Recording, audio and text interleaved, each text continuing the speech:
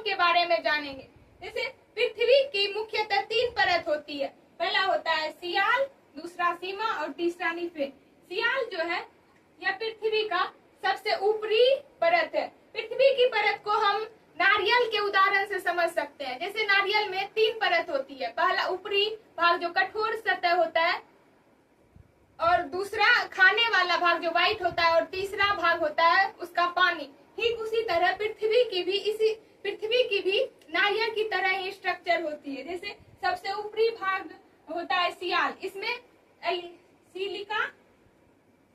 Silica जिसे रेत कहते हैं और एल्यूमिनियम पाई जाती है। इसमें सियाल में सिलिका और एल्यूमिनियम पाई जाती है। यह सबसे ऊपरी परत है और इसी परत में हम लोग निवास करते हैं। सियाल को ही भूपर्पट्टी या भूपटल कहा जाता है। अब आता है पृथ्वी का दूसरा परत। जैसे नारियल में खाने वाला भाग जो व्हाइट होता है, ठीक उसी तरह पृथ्वी का दूसरा परत या पृथ्वी के मध्य के परत को सीमा कहा जाता है। इस परत में सिलिका और मैग्नीशियम मुख्य रूप से पाया जाता है। इस परत को मेंटल भी कहा जाता है तथा यह जो परत है, इसी से ज्वालामुखी जो विस्फोट होता है, इसी से लावा पदार्थ निकलता है। अब आता है पृथ्वी की तीसरी परत। जैसे नारियल में पानी होता है, ठीक उसी तरह पृथ्वी का तीसरा परत होता है। तीसरे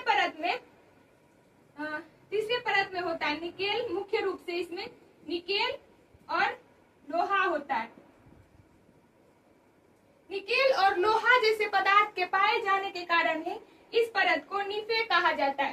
तथा इस परत में यहाँ जो बहुत सारा या निकेल और लोहा जैसे पदार्थ पाए जाते हैं, यह बहुत ही गाढ़ा तरल अवस्था में पाई जाती है।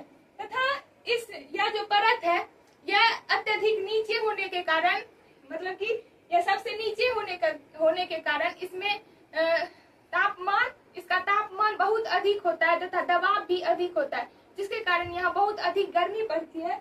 इसीलिए पृथ्वी के तीसरे परत का जो यहाँ जो पदार्थ पाया जाता है, यह बहुत ही गाढ़ी अवस्था में पाया जाता है।